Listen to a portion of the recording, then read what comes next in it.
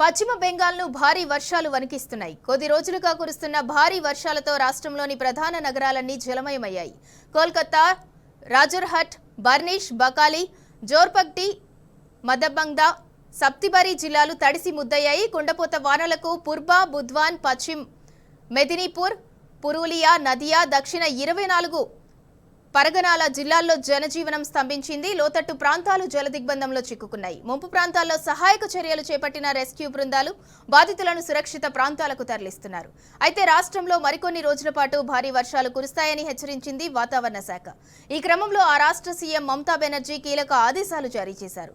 అధికారులందరూ ప్రజలకు అందుబాటులో ఉండాలన్నారు.